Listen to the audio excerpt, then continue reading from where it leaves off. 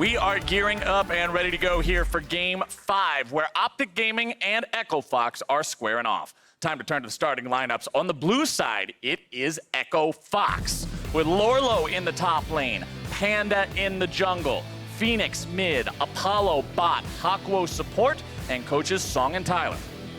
And selecting red side for the match today, it is OpTic Gaming. In the top lane, Dhokla. In the jungle, Meteos. Scarlet making his return after a victory yesterday. Bot and support going to be Arrow and Big, with coaches Zaboutine and Croissant. I'm so glad you can nail the pronunciation of his name so well, because I can't, and it makes such a dynamic duo up here. And while most teams would welcome... I'm sorry. While most teams would welcome a last-minute roster swap for their opponents, OpTic Gaming have proved that their bench can be just as scary as the main roster with Scarlet's debut yesterday. Yeah, Scarlet, he got his first win against TSM. You're gonna be feeling really, sorry, I entertained myself. You know, it's pretty incredible though to like step onto the stage. I think it has to be a bit surreal for anyone to step on a stage first game. You're across from Bjergsen and have that be a victory, I think is a special moment for any player. Oh, it's huge. You know, this is a guy who's legendary in North America, so to get a win there was incredible. But he also got to play alongside another one of the NA greats. Meteos continues to be a beast, and he has been doing it for years and years.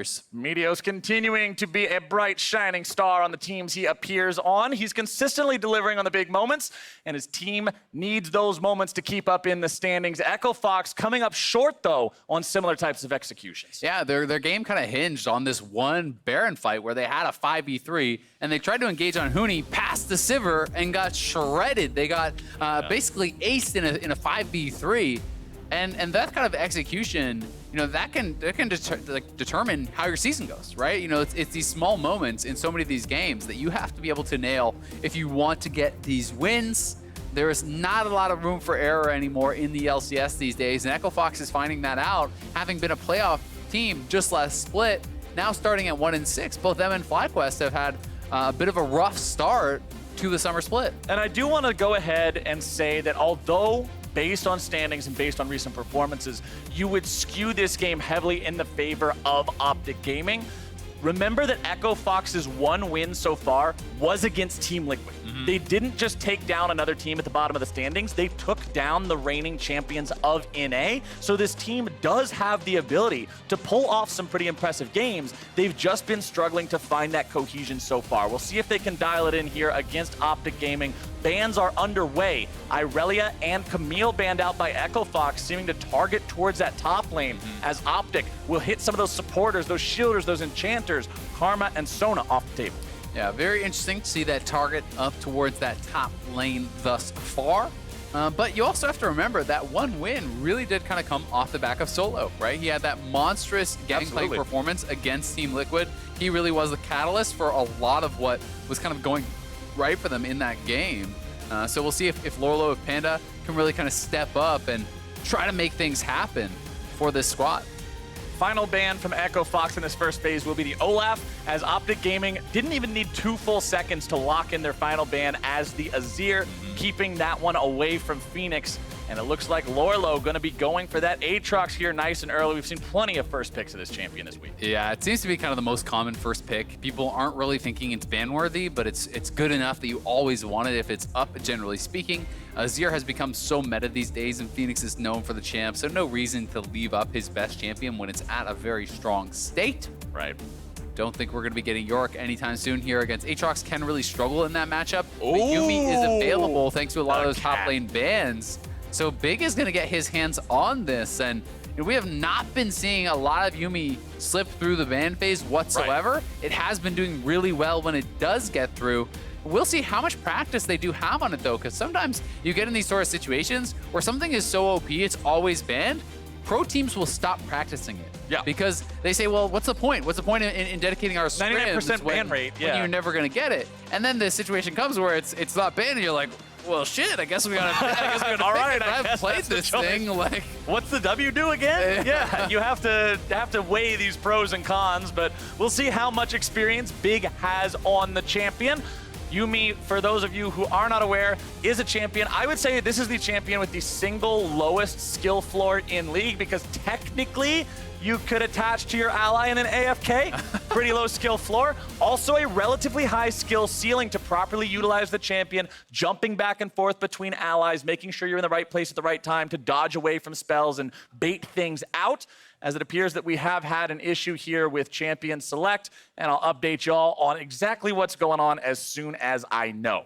Yeah, I would definitely agree that I think, you know, what people kind of point as the most basics of Yuumi is very easy to do if you're just going to latch on and you're going to heal and you're going to use your Q poke. If that's all you're doing, Champion's extremely easy to play. But I do think the skill ceiling is super high, kind of as you were talking about. There's so many little tricks that you can actually do with the timings on when you use your W to reattach. You can actually disjoint certain skill shots. You can disjoint tower shots. You can pull aggro, you know, when you're detached, the tower shot comes out, you proc your passive on an auto, absorb one tower shot, then you immune the second with your W reattach. You can do these juggling kind of tricks back and forth that can be really, really powerful if you are very experienced. And we'll see how good Big is going to look on the pick, because, you know, when played kind of at that most basic level, I think it's actually very weak. You often end up essentially feeling like you're laning 2v1 because if you have two people auto-attacking you as the enemy AD and all your guys doing is shooting out Qs, it's not enough. In the early game especially, auto-attacks are such a critical part of the trading patterns. I think that's why when the champion first released, because there is no other champion in League of Legends that literally removes itself from the map to attach to you, it had such an abysmal 28% or whatever its win rate was on the first day. Horrible. Because everybody was just like, all right, I'm going to attach as Yuumi now and play with my feet. That's not how the champion's actually supposed to be. With your hands. Yes. How did they mistake this? This was obviously supposed to be mentioned in the champion spotlight, but either way, Yuumi has that skill ceiling that's what we want to see. Those more advanced mechanics of dodging away from things. And an update for everyone that is wondering what's going on. Meteos was trying to pick Sejuani in Champion Select, but it wasn't working the way that it needed to. Trying to assess this problem and figure out exactly what's going on so we can get back into Champion Select. Picks up until that point should stay the same, which of course is only 2, but those will still be there. Yeah, so they are trying to figure out if Echo Fox is actually going to keep their picks, their response pick the same, because I do believe that the slot in which OpTic made their pick was, you know, went through, and then OpTic kind of maybe you know, had a response pick coming through from Echo Fox. So I'm not sure exactly you know, if they will keep that the same for the last one that they did lock in, but we will find out here pretty shortly. So will be some huge power picks, honestly, going the side of OpTic. Yuumi and Sejuani both kind of often don't make it through the draft, and they will be playing with 2 of those super, super strong champions. And Yuumi is exceptionally good being attached to divers. I actually remember reading a lot of AD carry player complaints on Reddit when after like a week of Yuumi being out, because the AD carries were like, OMG, the cat's finally good, but my cat won't stay attached to me. It just wants to go with the Aatrox or the Irelia into the back line and help them instead. What am I supposed to do? I'm just dead. Yeah. Because Yuumi, because she speeds you up and provides so many shields, she is a diver's best friend. And if you can get into the back line with Yuumi attached, she can help you wreak havoc. Yeah, certainly the case. So I have got another update. Champs Select up until Yuumi and Sejuani is fully locked. The picks after that can change. Okay. So we will be starting this draft again, and I think they will have to make those earlier selections up to the same point, and then the draft will restart as if it had not happened from there. But yeah, I mean, Yuumi can certainly be very effective as a diver. I also think it's quite powerful as kind of appealing support. You know, doing some things like it, you know, similar to what you're talking about offensively. You know, if you have multiple melee champions trying to dive onto an AD, it's so hard to actually dive onto the AD through the Yuumi ult. Because you are going to get rooted up. The Yuumi is speeding and shielding up the AD. And then if you are not able to actually fully get on top of them, then you also can't run away because Yuumi is also speeding them up and slowing you down with the Q when you're trying to retreat. So, you know, you have to be very certain about your engages when you are going up against the Yuumi. If you cannot get that initial kill, you are going to be punished very, very heavily for failing that engage. Of course, the trade-off for all the awesome utility of the Yuumi ulti is the fact that the damage is comically low. I remember the first time that I saw Yuumi use the ability, I was pretty convinced she was actually healing my opponent because it just does no damage at all. But we're back into Champion Select. As Azael already mentioned, Looks like OpTic and Echo Fox's emblems are switched up there at the top. Remember, it is still OpTic on the red, Echo Fox on the blue. But everything up through OpTic's first couple of picks are still going to be locked in. So that means it will be the Aatrox for the side of Echo Fox, OpTic locking in the Yuumi and the Sejuani for themselves. Yeah, and so going to be having those big power picks here. Meteos has been very good on the Sejuani so far this season when he has gotten his hands on it 3 times. Has won 2 of those games, but Meteos has really been a standout player, I think, throughout this season. Has been very, very consistent throughout his career, but I think, getting a ton of credit this split, and people are really kind of starting to sit up and take notice that, Meteos, wherever he goes, it seems to be successful teams. And, when he does leave teams, those teams are sometimes kind of struggling to fill that void. He's not always the flashiest player, but he plays very well around tempo, and he is a very intelligent and consistent player. Reliability can be better than flashiness all so often just because of the fact that League of Legends seems to be so plagued by these highs and lows, and if somebody's on a hot streak or a cold streak, it can affect so much. And when you have somebody that you can always count on to have that presence and be a solid jungler to communicate well and make things happen, that's worth its weight in gold. Yeah, exactly. I mean, if you're never the guy that loses your team the game and you're still actually contributing. Give me 4 of those guys in solo. Yeah, give me seriously. 4 of that guy every single That day. way it can always be you that hits it. Yeah, let me run it down. Give me 4 of that guy. Put the Yasuos trying to make their montages with their wub on the other team, and we'll play against them. Give me 4 Meteoses. Yeah. That's all I'm asking for. Give me 4 Meteoses. But OpTic Gaming, they're going to give Meteos a Sivir to help him with some engage. Also going to be a champion that can keep itself pretty safe with the spell shield, but they will be going up against the Lovers duo in Xayah and Rakan for the other side. Yeah, and Yuumi Sivir, we saw CLG pilot this duo a while ago. I think we actually did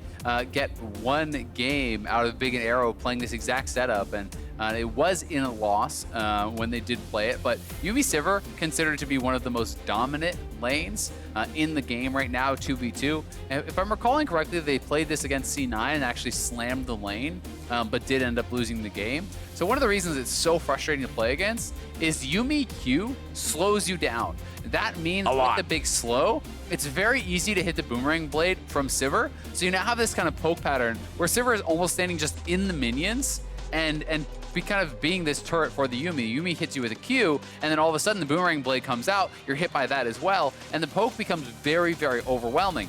Sivir can also heavily shove in the wave, and then they can start to work on your turret. Becomes very, very difficult to withstand. So we'll see if they can recreate the laning phase they had against Cloud9 and then kind of close out the game a little bit better. OpTic Gaming will be targeting the jungle pool here in the second half of the ban. Skarner and Trundle both banned away, looking to put some extra pressure on Panda, who has not had the greatest record in the LCS so far.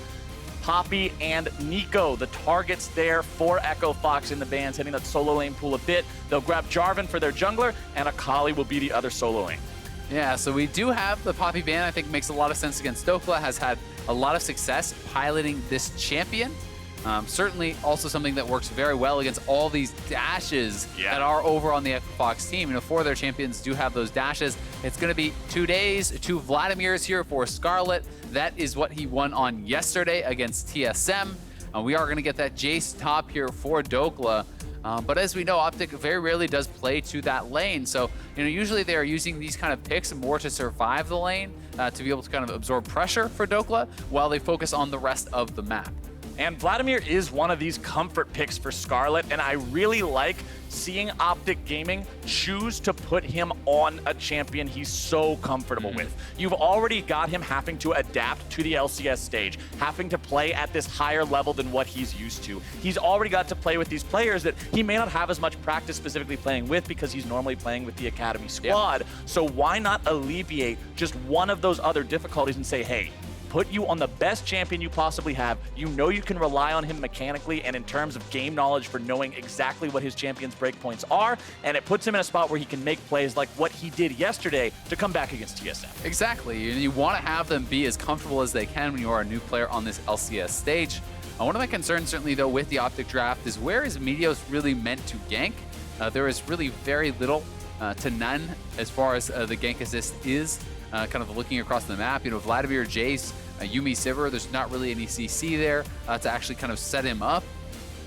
Really, he can try to do counter jungling, he can try to do something along those lines, or potentially look for a dive as Rick Fox on the climb to Challenger. He's all there. Making it happen. Ran into him backstage, asked him how the climb was going. He said it's a bit like cryptocurrency right now, a little up and down, but you know what that means. Could just go through the roof overnight. Exactly. Could see Rick Fox in Challenger tomorrow. You never know. Could. You never know. But Echo Fox now looking for that second win of the split here up against OpTic Gaming, the last regular LCS game of the day. Stay tuned for the Academy Show match afterwards. That one's going to be coming up right after we're done here.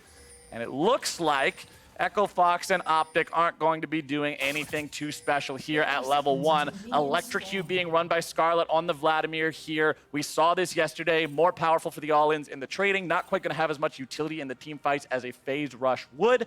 And for those who haven't seen much of Yuumi yet, remember, this is one of the few champions in League of Legends that does not take Flash. Heal and Exhaust going to be the summoner spell choices. You'll often see those two or an Ignite mixed in there somewhere, just all combat summoners. Yeah, exactly. So it is the kind of defensive end of that, and I think that makes a lot of sense against Aatrox, Akali, and J4, all these champions who want to dive in on top of you. Exhaust Heal going to be very powerful there.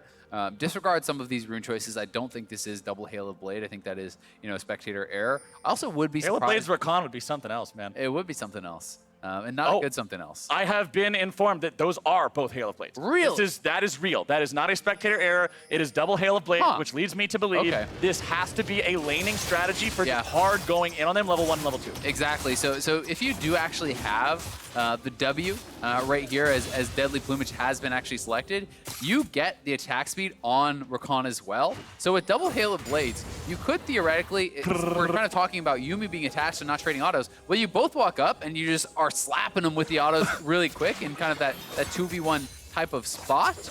We will see if this works out for them, though, because as a result, this is not Guardian, this is not Aftershock on the Rakan, so you are going to be squishier. They have a level 2 Jarvan gank there we go. Panda showing up into the bottom lane. OpTic get themselves out of it. They're forced to expend Arrow's flash, but Echo Fox are out for blood. Arrow actually leveled Spell Shield level 1 and Spell Shielded that engage from Rakan, so he's not able to actually get CC'd up there. The Halo Blades probably gave it away. Some kind of cheese was happening. He smelled the Swiss. Yeah. And we know that doesn't smell good as we saw the smoothie earlier. Yeah, you definitely don't want it with strawberry banana, that's for sure. But quit thinking. So I guess he probably just held on to his skill point, and then seeing that engage, level shield does pop that. And as a result, is able to escape with the trade of flashes. I like the attempt from Echo Fox trying to get something aggressive done, but meanwhile, Meteos just farming it up. Is going to be a couple camps ahead of where Panda is, and may end up getting in a situation where he can't get either scuttle. That certainly can be the case at times. When you do go for this sort of a play, you're just so down in experience. And Meteos actually going to kind of make the move into his opponent's jungle. Yeah, he's not afraid of anything. He's level 3 versus 2. He could take this. Over the wall he goes, and yeah, that one's going to be secured by Meteos. Panda now in a lot of danger. Yep, one more thwap of the flail. First blood for OpTic Gaming. That sucks. He got the smite on the blue buff too. Panda is going to be feeling pretty doomed right now, as he will now lose that whole side of the jungle as well. Meteos can take this away. He gets the first blood. He's going to be level 4 to level 2, but no buy. The bottom crab. Yes. Maybe he will. Maybe he gets the bottom crab. Panda knows he can't go towards that top half of the map at all right now, though. Definitely can't contest Meteos in that side of the jungle, as Arrow and Big will continue just farming up here in the bottom lane. Panda moving towards that bottom side crab to try to secure it before Meteos makes his way over, but Meteos knows he's going for it and wants to come over here to try to contest. Panda should have no problem securing this in time. Even Hakuho and Apollo trying to protect Jarvan while he grabs this crab so he doesn't fall any further behind. Yeah, you got to do something to kind of protect him, to kind of shelter him, because now Meteos is even going to take away another camp. And while he didn't really have any great places to gank, he's actually lying in wait here. So if Panda uses his flag, he has no way to escape. Remember, no flash. He is checking, though, very smart to actually check the bush first.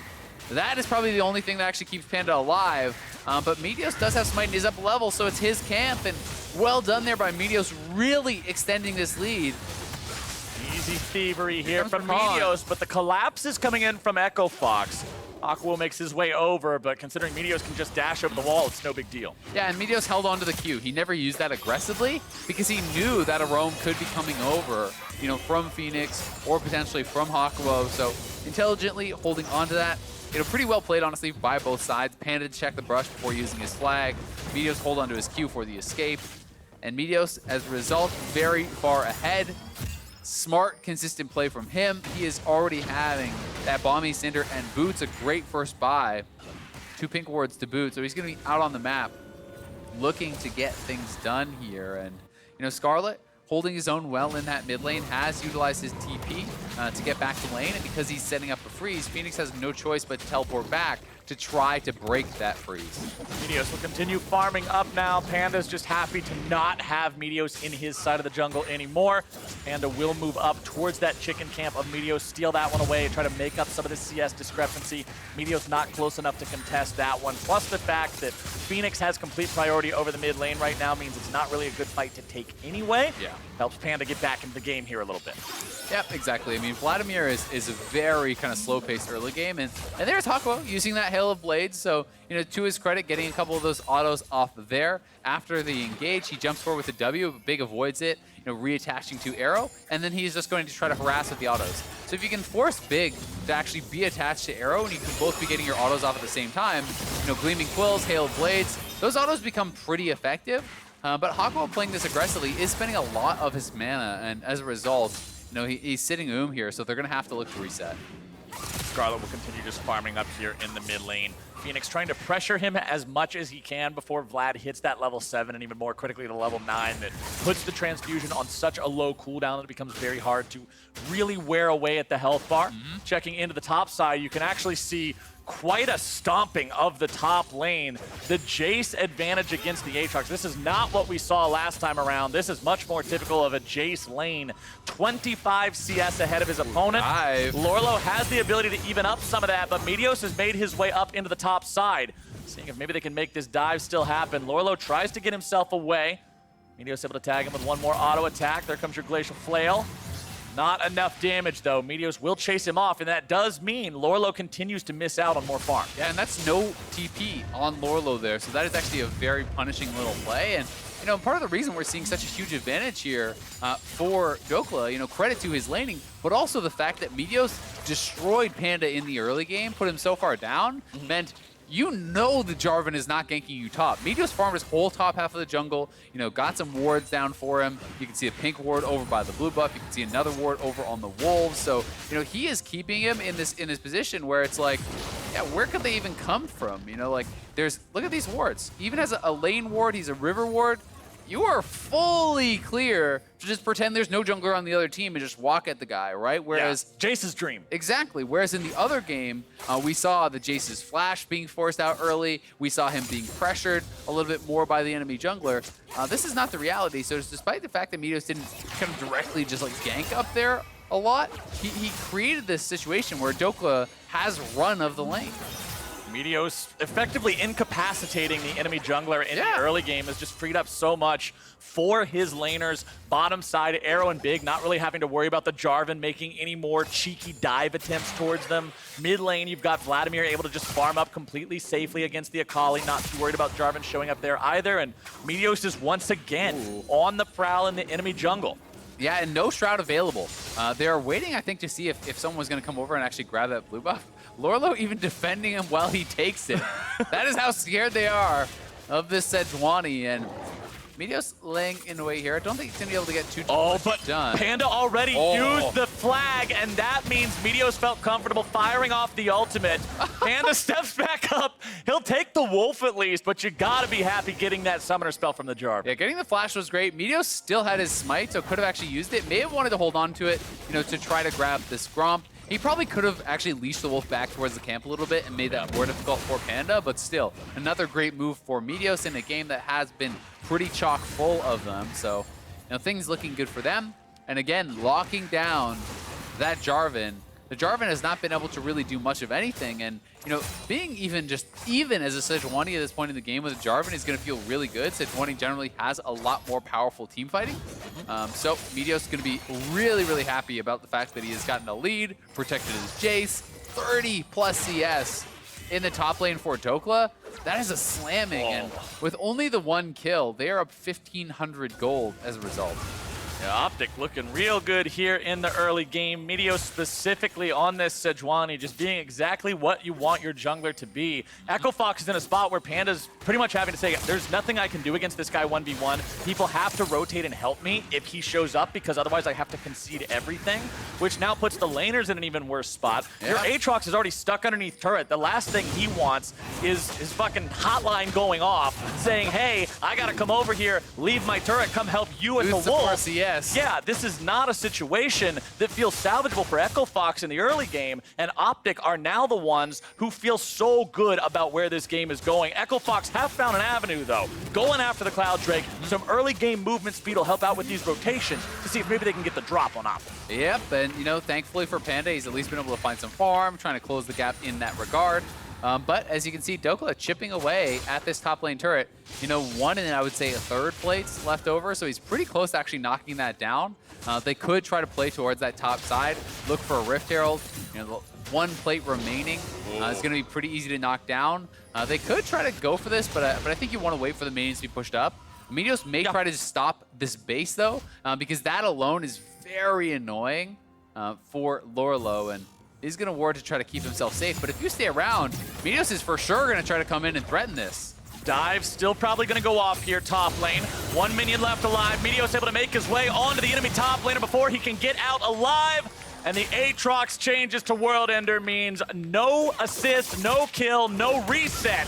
Meteos gets himself over the wall. Fenix can't quite find the damage, and now Scarlet will continue over the cliff to take him down. Bad goes to worse there for Echo Fox, as they are so far behind off of these plays. And you can see how effective Sejuani is on those turret dives. You know, the Fury of the North, that passive, giving you the additional armor, then he procs the Aftershock, and you can just tank up the turret for so long. There's very little chance of actually being able to trade back, and with Meteos tanking that on Sejuani, Dhokla just ignores the turret and runs straight at him. The gold lead is going to be absolutely monstrous now. Yeah, like that is huge, and the worst part about it is how much is just in the pockets of Dhokla. Lourlo is going to be having an absolutely awful time here. You know, just massively behind. Just about 6,000 gold on Dhokla compared to the 3,600 on Lourlo. That is an absurd lead for the 1v1. So watch this one more time. Meteos making sure he's going to get aggro first, hits the Q, Aftershock is now up. There is no escaping that. The turret deals very little damage, so not much chance of a trade kill. Then Phoenix says, all right, I got to get something done here. Is able to hit his full combo, but the R over the wall misses after the initial skill shots did hit. And when that misses, Meteos is going to survive. Scarlet is there to clean that one up. And Dhokla is now at the point where he's onto his second lethality item too. Yeah. You get the early tabby on Aatrox to nullify that first lethality item from Jayce, but then no more armor is going to be built for a long time. It's Cleaver into Death's Dance and these typical bruiser items with just health, if anything. And that means the lethality stacking is really going to start to shred away at those defenses. It certainly is, and it's nice to see that, you know, Dhokla expanded this lead by himself, you know, after Meteos had kind of put down Panda, and then Meteos says, well, great, if you're actually winning this much, I will play the top side. And so Meteos playing up to that top side, you know, helping to extend that advantage even further. You know, this is a game that you can just win purely through top lane if you want to commit to that sort of style. I think it's going to be great, and now they're looking for Apollo here. Bottom side, Arrow not quite able to go any further onto Apollo there, who pops the ulti to keep himself safe, but OpTic also able to drop Shelly in the mid lane. Yeah, she got off a headbutt and immediately died, but it's before 14 minutes, so that's 320 gold for a headbutt. Exactly, and that is why you saw Meteos just drop that. It may have seemed a little bit kind of arbitrary, but I think, you know, it's totally worth just grabbing that guaranteed goal. It's chip on the turret in mid lane as well, and as a result, turret plates fall. You are 3.4, 3.5k ahead around there right now, so certainly sitting at a very nice advantage. And you can see most of those leads are just concentrated on the top side of the map. Yuumi all just going to be used a little bit defensively here, trying to keep the health on that turret pretty high. And really, as Arrow and Big, your job now becomes get carried. Play defensively. Do not make this game, you know, about you. You don't have to do anything special. You just have to chill while your Jayce, who's like a full item ahead, just walks down top lane and makes Lourlo have no fun. Pretty easy job overall. Just have a good time, sit bottom lane, don't get 4v2 dived. Echo Fox trying to make that last bullet point a little bit more difficult than it has to be, though. Yuumi firing off the Prowling projectile just to try to ward them away, but considering they have the numbers advantage they do, it won't do much. Echo Fox ties up the turret count now 1-1. Still down about 3,000 gold. Dhokla still doing this the entire time. Fast enough to step out of the way of the change there from Lourlo, getting their second proc. As look at the damage.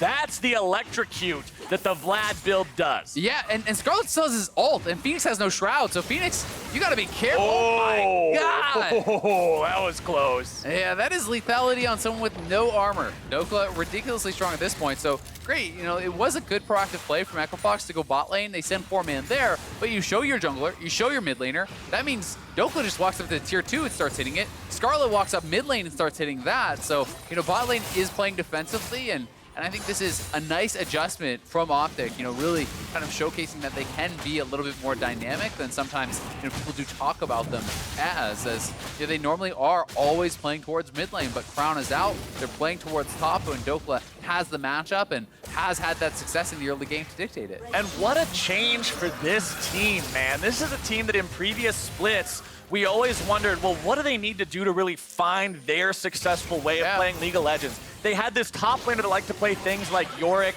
but then they never invested into him. Bottom lane seemed to be having some communication problems. Meteos was needed everywhere, and you can't go everywhere. Crown was still adapting to being in the team. And then Summer Split, it's like everything just fell into place. All these puzzle pieces just got turned 90 degrees to the side, and they all fit together. The picture makes sense, and OpTic Gaming just feel like such a different team. Yeah, they really do, and it hasn't just been wins against lower tier teams. They have been taking down some of the top teams in the league as well. They have been getting some of those quality wins.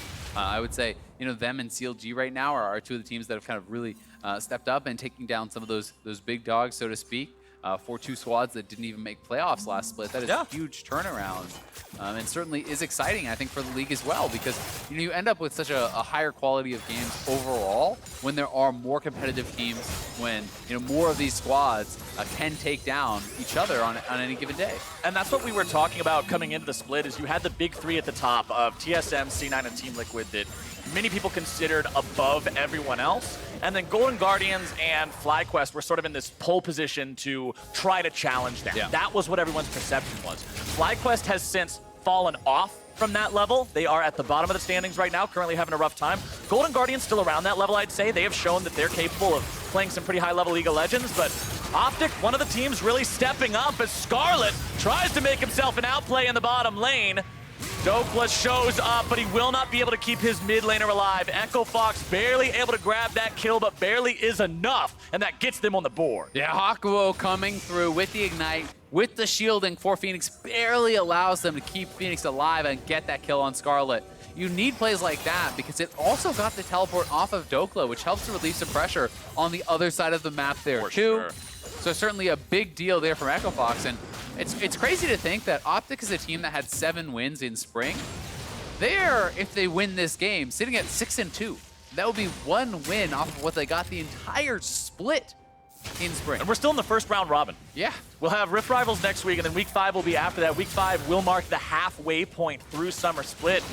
That, I think, is the stat that tells everything. To be able to make an adaptation, to change the way the team communicates and plays, to make that the reality, to make this the reality. OpTic Gaming need one more shot to take down Lourlo, but they won't quite grab it. Meteos goes down, and OpTic overcommit in the bottom lane. Yeah, I've got to say, you know, maybe we can watch that one again, but that looked to me like Dhokla really misexecuted on that dive.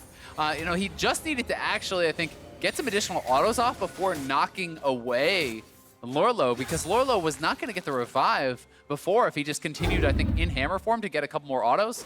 This is the previous replay.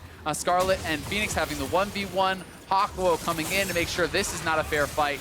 Nice pool timing there from Scarlet, but he does get charmed out of that pool. The Ignite was already there to finish him off, and that means this is the following dive. So let's watch this one more time. Meteos starting this up well. I think this is a dive you should be able to go for, corralling him into it, and watch as he goes, you know, beside the turret. Once you're behind the turret, there's nowhere to dodge the ultimate, so that was very well done.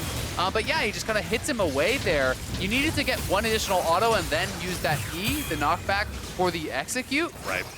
So I think Dhokla a little bit impatient on that, thinking perhaps he had a bit more damage than he really did, and goes for the knockback before finishing off that kill, which means it is a dive that costs them a death and gains them nothing. OpTic a little bit sloppy in the execution here around the mid-game. That early 3,000 gold lead they built for themselves shrunk down to about 2,000 now as Echo Fox do what they can to hold on here. Having staunched the bleeding, it's all about climbing back up from that pit they found themselves in from early on. Still not having a great game for your jungler. Panda a bit far behind as Dhokla fights up against Lourlo, but it won't be a 1v1 for long. Disengage coming out from Dhokla. TP will be expended by the side of OpTic, looking to make a play happen here. Prowling projectile finding its way onto Panda. Meteos moving forward, not going to find the stun onto anyone. Lourlo trying to get himself away. He's in the world ender, but he doesn't have a reset just yet. He's going to get one here in a moment. Scarlet is taken down. Lourlo goes into the reset now, and oh boy, did OpTic mess up. Echo Fox will find 4. Echo Fox, you're battling back so heavily. OpTic, they try to go for the dive, but they don't have eyes on most of the Echo Fox team, and 2 times in a row they go down to that bottom lane. They try to make a dive happen here, and this one costs them so much. Scarlet goes down before he can even get off the pool. This could mean Baron. That could have been the game throw right there. I said that there's a bit of a sloppy execution for OpTic here in the mid game. That was catastrophic. It is hard to make a play that will result in an outcome that bad. But OpTic managed to overcommit so heavily that they did. Those are not the kind of errors that should even be crossing your mind. If a play can even go that badly, I don't think you should even be considering it. And now OpTic went from firmly in control of the game to having given their opponents a 20-minute Baron because of this play. Let's watch this one more time. So the ults do miss. You've used your exhaust. You see that 3 members are already here. You know that Akali could be roaming down. They try to make the dive happen anyway, but it's 5 members under a turret defending this when you've already missed your ultimates and used your exhaust, and that is not something that is going to work out for them. A great CC chain from Echo Fox means Scarlet is not able to get much of anything off, and OpTic went from being in control of this game the entire time to losing 4 kills and the Baron. That gold swing was absolutely insane. And Echo Fox, this is your opportunity. Here you go. You have just been presented the chance to be in control of the game and drive this one home. A 20-minute Baron is the kind of things teams dream about. This is the kind of things that you stop the scrim for, because Echo Fox is in a great position. They've got so much standing gold on this map to take. They've only taken a single turret. There's plenty of these structures to knock down. Grab this gold. Put yourselves in a comfortable spot to transition into the next Baron afterwards. Yeah, and they certainly are going to be in a good spot, but OpTic, are still within striking distance, despite the fact that they did, make a massive mistake there and made the game a hell of a lot harder for them. They are only down 1,000 gold. They do have 1 additional dragon. You still have a big lead on your split pusher, albeit not nearly as big as it was before because Lourlo got a couple of kills and assists in that fight. So, Lourlo going to be much more competitive than he had been previously in that 1v1. So we'll see if they can make anything happen now that that is, kind of more on equal terms. Because they're going to be having to play out this game a lot more cleanly than they would have had to with the lead they previously had. And good job to Echo Fox for staying cool in a way that allowed them to come back into this game. They're not just conceding everything, letting OpTic run over them with the early game lead that they built. Instead, they're saying, hey, wait, hold on a second. We're actually able to make a play against this one. Everybody come down to the bottom side. Let's counterattack this. It works out, and OpTic now have to defend for the next 80 seconds or so, still waiting out that Baron buff. We'll see if Echo Fox can secure anything else for themselves. Fenix in the top lane will go to work on this tier 1 turret, should be able to take it down. Scarlet won't walk out far enough to actually contest that, but it doesn't look like Echo Fox are making any moves to pressure onto the tier 2s. Meteos again not having the accuracy on these ultimates. Yeah, not able to get it, but even if it was on target, that's one that Apollo should be able to reactively ult. So trade of ultimates there, not a big deal. He is going to be able to at least push them back a bit, but pretty happy about the Baron power play. Will be Echo Fox, 2,300 gold on the swing, and I would be interested to hear how much the total swing was if you counted all the kills on the bottom side before that. I'm willing to bet it's a good 4 or 5K swing in the game, which is pretty enormous over the course of that kind of 1 minute. That's one of the gold graphs that essentially falls off a cliff after steadily climbing. Yeah. Very, very difficult situation. We'll see if OpTic can have the same mental I was applauding Echo Fox for having now. Once you've thrown the game, it's important to acknowledge, hey, That was bad. Yeah, we messed up. Still a very close match overall. Still only 2,000 gold apart. If Echo Fox found a way to get back into the game, you can find a way to get back into the game. They have the tools. They have the engage. You've got the scaling of a Vladimir and a Sivir. Yeah, exactly. Vlad, Sivir, Sejuani. If you were told that you could have this game state right now, with this comp, most people would be totally happy to take that, right? So you have to just kind of calm down, make sure you're in a good mental state, and realize that your situation in the game is worse than it was, but it's still totally fine because it can be really funny. Oftentimes, if you were just kind of slowly losing, on your own from the start, you wouldn't be as worried as you are after you've thrown a lead, right? Yeah. It feels a lot worse to have the lead and give it away. But that composition is insane. One of the best combos in the game, I would say, for late game team fights is Vlad Sivir. The Vladimir ultimate amp damage is so nice for the Sivir ricochet. It really does that 10% on rank 2 already. I believe it's like 15 on rank 3. It's a bunch. But, that with a 3-item Sivir ricocheting around the squad is just going to shred you. And then Sivir's ultimate does a lot for Vlad as well, making sure he's fast enough to stay on top of the targets he's pursuing in the back line. Don't even need phase rush as much when you've got Sivir next to you like that. Perfectly complementary.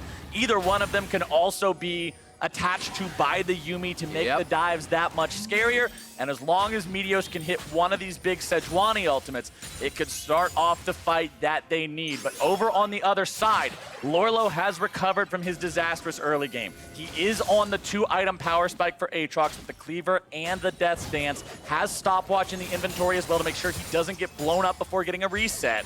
Plenty of team fight potential also there for Echo Fox. Yeah, they're going to go in on Arrow here. Arrow does get himself out of that one, making sure that he pops the flash to escape it.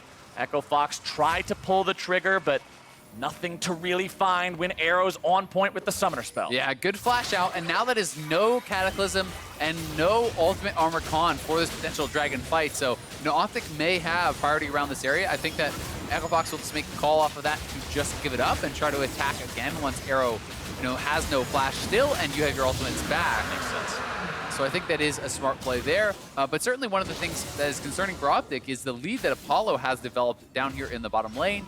Well over 2,000 gold ahead. He is already on his 3 items. Having completed that Infinity Edge is going to be much more powerful. And we were talking earlier about in the game about how it's fine for Arrow and Big to be behind because the rest of your team is so far ahead. You just need to chill and farm.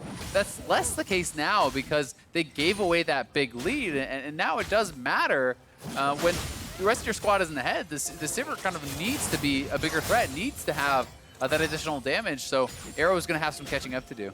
Yeah, 2,500 of the 3,000 gold separating the teams is actually the 80 carry difference so far. Pretty daunting when you put it in that sort of a perspective. Difficult for OpTic to deal with that one when they are behind on the item. We'll see if they want to wait and farm up, get that Infinity Edge for Sivir before picking a big fight. Worth noting, though, that Vlad does have Proto Belt and a stopwatch of his own and a Spellbinder that's almost on full stacks. That means his teamfight power is huge if he gets onto that back line. Yeah, Spellbinder plus the Electrocute, that's kind of one of the best ways to really amplify your first punch, your kind of one combo. Can be exceptionally strong. It really does add a lot of additional AP, up to, what is it? I think it's capped to 100 stacks. It's about like 80 AP, something along those lines that you can add. And that can be extremely powerful in combination with the Electrocute if you time that well. Use the Proto Belt active for that additional damage. So it's kind of less consistent DPS than something like some of the other options that you can go, but it does make your engage very powerful, and also the added move speed can be really strong in combination with the Sivir, in combination with the Yuumi speed up. So his first engage will be powerful. All right, Meteos engaged on now. Pretty tanky guy on the front line here, but with Yuumi protecting him, he's still in a pretty good spot. Fenix going to be taken down to 1/3 there by Dhokla off to the side. Dokla's early game advantage still making him a guy you do not want to deal with in a 1-versus-1 situation. Continuing to chase after Fenix, zone him away from the rest of the Echo Fox squad. Yeah, Baron is alive. Meteos has Warmog, so if you don't actually kill him on engage, chip damage doesn't matter at all, right? And he's right back to full. Big with a good disengage with the ultimate. Makes it really hard to continue to chase into that. If you get rooted up, you can start getting shredded by the rest of it. But they're TPing in. They want this fight. Phoenix is behind. Hakuho tries to go in with a quickness, but he's not able to find anyone there with the Rakan. Scarlet enters into the pool, and now the counterattack comes out. OpTic Gaming trying to make this one go the distance. Panda's going to be taken very low as Apollo's taken down first. Panda follows him into the abyss, and it's 2-0 for OpTic. Yeah, great engage there, and Dhokla flashing forward, getting so much damage off on Apollo. Hits the Shock Blast, so Scarlet's ultimate can finish him off. The solo laners coming up big to follow up on Meteos' nailed ultimate, and now they will be on to the Baron, and they have more than enough damage to knock this one down. OpTic Gaming, I said it earlier, all you need is one of these Meteos ultis to really connect, and the team can follow it up, and now they're the ones with the Baron. They're the ones back in the gold lead yet again, and they're the ones who are in the driver's seat of this game. Let's take another look. Yeah, so Fenix coming in here, with his TP flank, but not able to find anything, and then Meteos hits the ultimate. Apollo not able to react in time. The Vladimir ult was already down. Then you see the Shock Blast coming through from Dhokla, amped by that Vladimir ult, and the expiration of that Vlad ult does get the killing blow. Now they are Baron buffed up. The Zhonya's is completed here for Scarlet, and Arrow just going for a Hex Drinker here, not deciding to go straight for that IE. He actually has Hex Drinker and Stopwatch. He's saying, all right, guys, you can do enough damage. I just need to survive in this fight. I need to make sure I'm not going to get one shot. And OpTic are looking for the most possible power right now. OpTic got to be having some Scrooge McDuck dollar signs in the eyeballs right now, looking at all these standing turrets outside of the Echo Fox base. 4 turrets left to take. The tier 2s and tier 1s still standing. I mean, there's lots of ways to capitalize as they'll find a kill onto Panda. Looking to go even further. Scarlet likely going to be killed off here. Goes into the stasis, looking to buy a little bit of time. Dhokla makes his way into the fight, but they've got the reset onto Lourlo. He'll look for even more, but he goes into the resurrection. Fenix going into the stasis, but so is his opponent. Now it's going to be Lourlo coming back to life. Hakuho having to retreat here yet again. Echo Fox wants to disengage. Apollo goes into that Feather Storm. He's able to bait them back. OpTic continuing to go forward. Apollo continuing to kite. Meteos is down. Echo Fox has won their fight. They're going to get the loot pinata too. See you later. Triple kill Apollo. Apollo cleaning up. What an insane fight. So many stopwatches used, and by such slim margins. Echo Fox coming out on top there, and now going to be able to push down mid lane. All of the Baron buffs knocked off of OpTic. They're going to lose the Infernal to boot. And look at that negative Baron power play. Now 2,000 gold in the deficit from that power play. They are going to be losing this inhibitor tower here as well. Echo Fox fighting back. That was on par with the bottom lane dive for OpTic mistakes that go in Echo Fox's favor. Fox is doing a very good job of punishing these and outplaying in the fights. Yeah, they certainly were. I think it's reasonable for OpTic to take the fight, though. They were in a pretty good spot. It felt like, hey, maybe we can look for something. You can see Dhokla is pretty far away. That's your biggest concern. Then Fenix comes in from behind. They got the initial kill, but the turn was so strong here. Scarlet going to be pushed down. Dhokla just now arriving as Fox get the execute. And then the reset here from Lourlo. He gets a revive. They still have a full health bot lane. Stopwatch is being used everywhere to avoid death. Then Apollo, this is, I think, where the biggest mistake comes through. He still has the ultimate kiting back with that. More stopwatches coming down. The Feather Pull rooting up multiple members, knocking them down as Fenix had his Shroud come back up and is able to kill off Arrow. The fight was a 1-for-2 before that, so it's not that bad looking, but once you get to that point, chasing into Apollo, that felt like the same decision making as the bottom lane turret dive, where it almost feels like sunk cost fallacy. They're saying, oh, we already committed so much to this, it has to turn into more. Go after the AD carry. And OpTic Gaming just go too far. Yeah, and that's one of those cases where sometimes you just lose track of cooldowns, right? And they probably did not track the fact that he still had his ultimate that late into the team fight. And look at the item differential here between these two marksmen. Absolutely enormous. No eye edge. Yeah. Still for the Sivir. I mean, that is a very low DPS build here from Sivir. He's sitting on the GA as well as a Hex Drinker compared to a full BT and IE. So Apollo is going to be putting out so much more damage at this point in the game, even with the Zerker's Reads compared to the Tabbies. This is an extremely defensive build here from Arrow. So this is not really like that 34-minute, all right, yeah, Sivir made it, we're going to crush him. This is a really defensive build. Echo Fox is such an unpredictable team. I mentioned at the top of this game how their one win so far was up against Team Liquid of all opponents, and now they're in a spot where they could find that second win up against an OpTic Gaming that's been at the top of the table all split long. This team has the potential to hit those high highs. They just have to even them out with the lows we've seen them experience as well, because their punish game has been on point. Yeah, it certainly has, you know, and that's one of those things. You need to be able to have consistency. You need to be able to execute in these important moments of the game to really capitalize on any sort of mistakes. You can see enormous difference in goals between these guys. Hey? Yeah, that is absurd.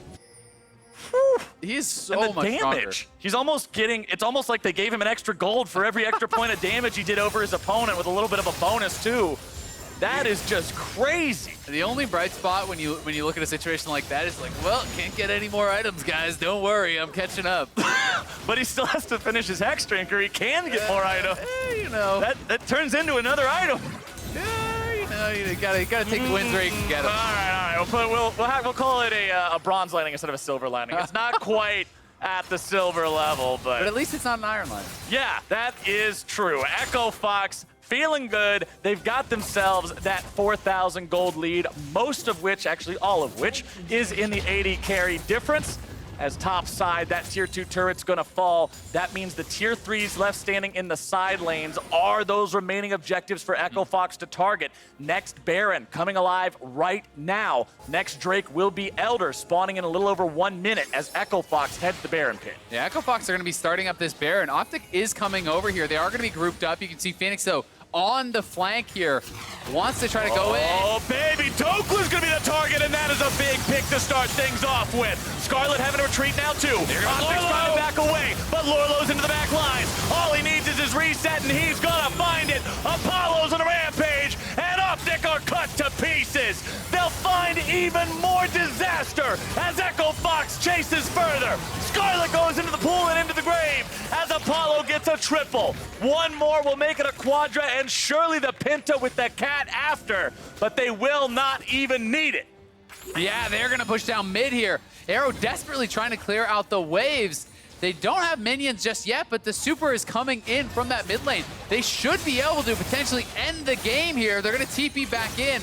Arrow's gotta make something happen, but what do you even he's gonna be able to do it. I mean, you just have to try to clear the minion wave and suicide for that. Big separates from his 80 carry. He tries to fire off some spooky ghosts. It will not succeed. Echo Fox will find their second win of the split. And a big one it is, taking down OpTic, who is sitting at 5-2. That second win, so important for Echo Fox here. And what a game from the bot lane. Fenix coming up big here too, but Apollo certainly enormous lead over his counterpart and really made it work in the team fights. Fenix, Apollo, and Hakuho all had really good games. Hakuho, no deaths. As the primary one of the primary initiators for his team, having no deaths at the end of the game, especially when you have Hail of Blades instead of a normally defensive Keystone, means so much. And not only did they find this win against a team at the top of the table, they found this win subbing in Lourlo and Panda. We applauded OpTic Gaming yesterday for getting a win with Scarlet taking Crown's place, and I want to do the same thing for Echo Fox here today. They're switching up the roster, they're trying to find answers, and they found something here today. Yeah, they certainly did, and for OpTic, that is going to be a game that you really want back. So many opportunities where they could have potentially closed out the game, where they're so far ahead. And critical mistakes, critically, making the wrong calls on that dive on the bottom side. That was such an enormous swing in the game.